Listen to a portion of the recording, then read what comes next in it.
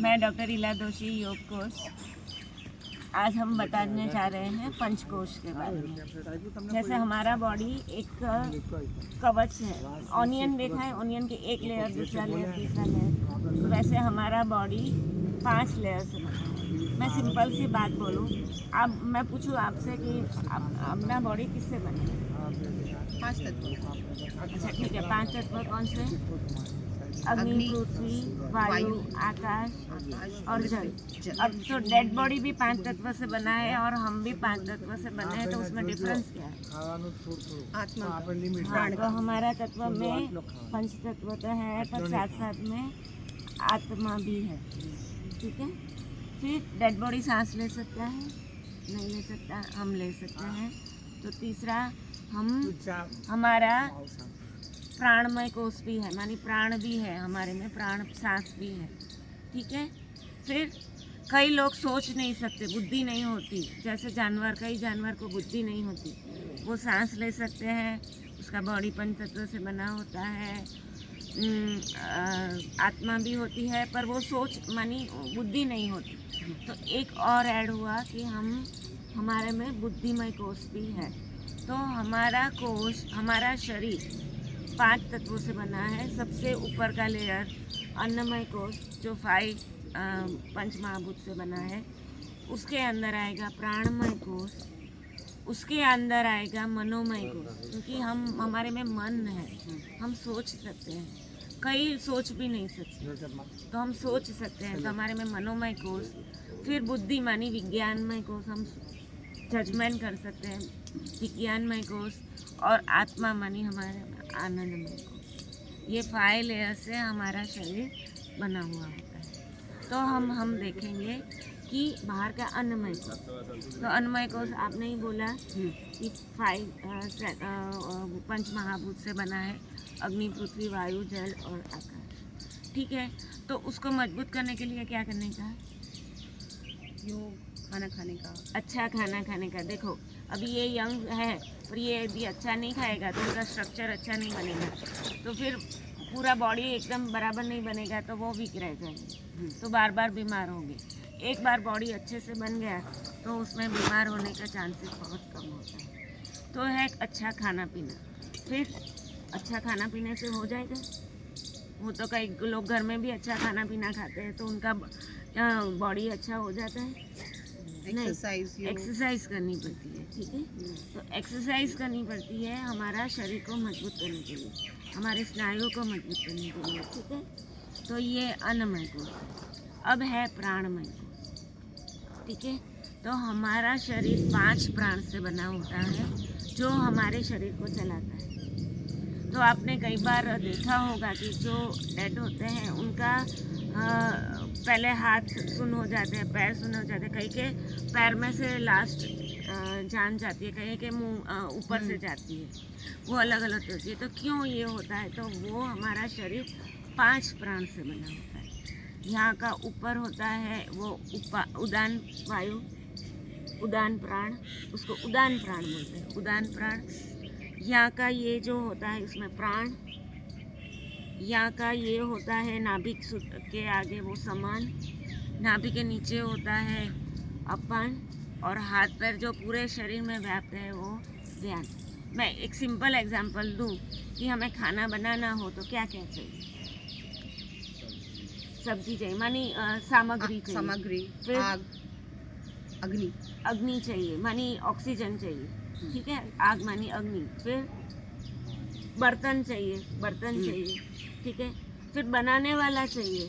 फिर कचरा हो तो उसको फेंकना भी चाहिए, मानी कचरा भी निकलता है, उसको फेंकने वाला भी चाहिए।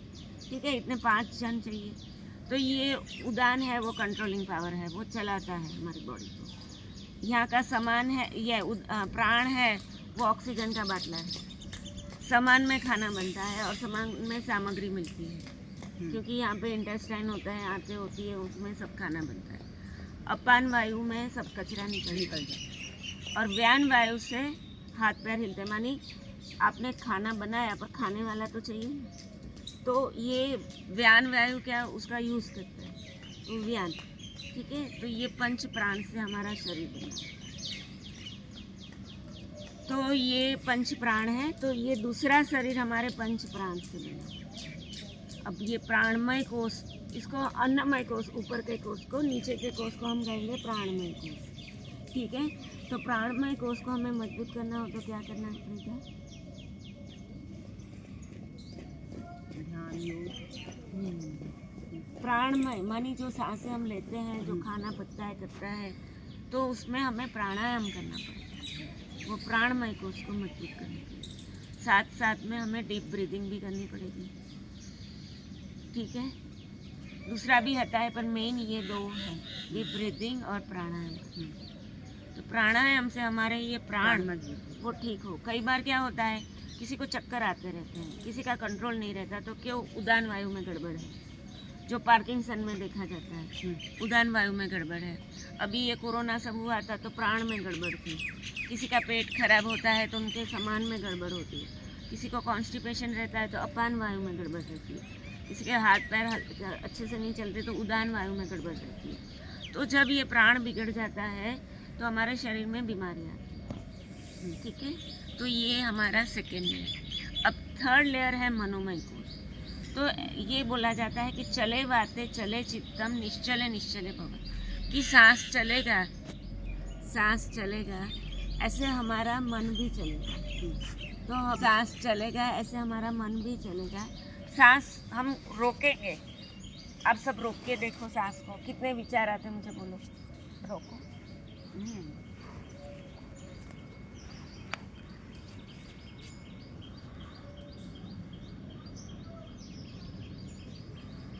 आए विचार, तो विचार बंद हो जाता है, और जब विचार बंद हो जाता है तो रिवर्स प्रोसेस चालू हो जाता है। कोई भी डिजीज़ हो, अभी सर्दी भी हुई हो ना, तो कुछ ना कुछ आगे चलता रहता है कि चलो इसने ऐसा किया, इसने ऐसा किया, घर में या हुआ, या तो ऑफिस में हुआ, या तो क्लास में हुआ, किसी में भी कुछ ना कुछ, उसका रिफ्लेक्ट क्या होता है हमारे शरीर में आता है और हम बीमार होते हैं। तो ये होता है, पर यदि हम मन को रोक लें, प्राणायाम करें, क्योंकि मन को रोकने का एक ही रास्ता है हमारे पास, रोकने का प्राणायाम।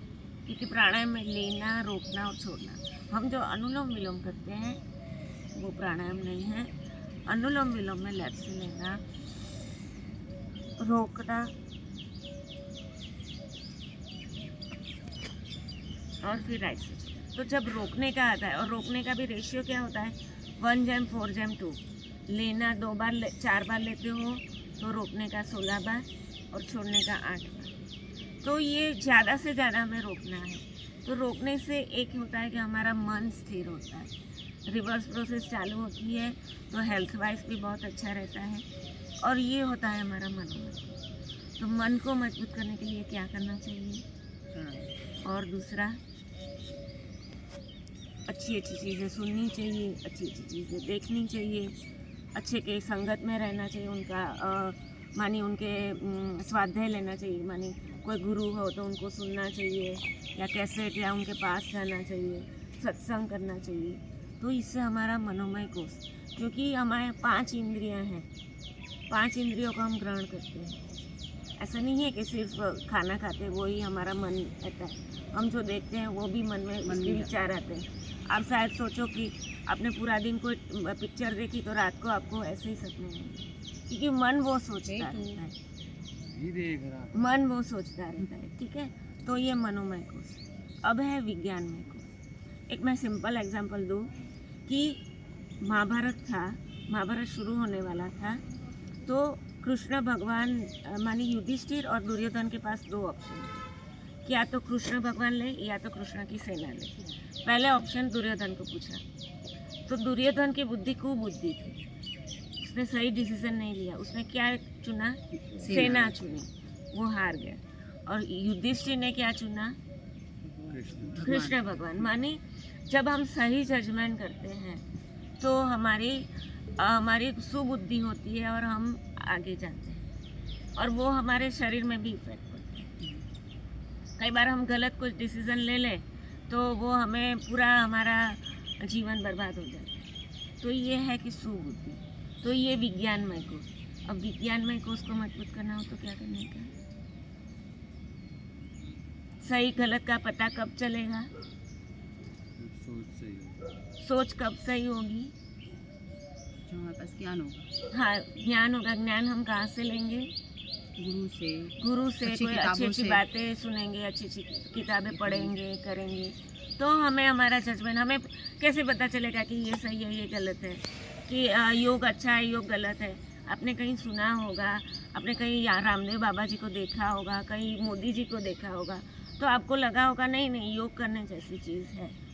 तो हम 21वीं जून को भी क्या करेंगे? हम योग का प्रचार करेंगे। क्यों प्रचार करेंगे? कि दूसरों लोगों को पता चले कि वो भी अपना कि ये अच्छी चीज़ है, करने जैसी चीज़, ये गलत चीज़ नहीं है। तो ठीक है, मोदी जी ने भी क्या किया, पूरे विश्व में, वो खुद तो कर रहे थे कितने सालों से, पर उन्होंने वर्ल्ड योगा डे के साथ करने के लिए पूरे विश्व को जोड़ दिया। और अभी क्या होता है, पूरे विश्व में योगा चालू हो गया।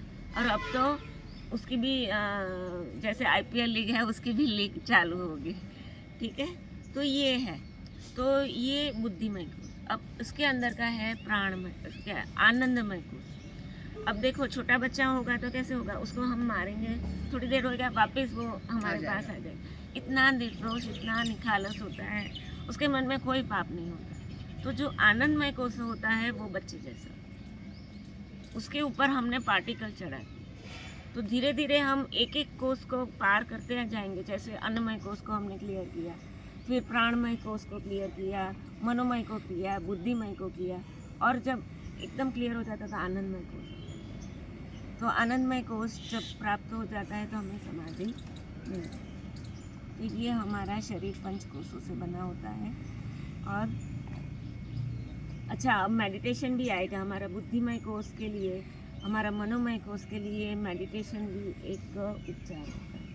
मेडिटेशन से भी क्या होता है, हमारे विचार धीरे धीरे, भले सब बोलते हैं कि आधा घंटा आप मेडिटेशन करो तो 25 मिनट विचार आएंगे, पर फिर लास्ट में 5 मिनट आपका विचार शून्य हो जाएगा, तो वो कम हो जाएगा। तो धीरे धीरे हम तब हमें इतने आनंद मिलता है, उतना आनंद बोलते हैं कि किसी में भी आनंद इतना नहीं मिलता, तो वो हम आनंदमय कोष में आ जाते हैं। ठीक है,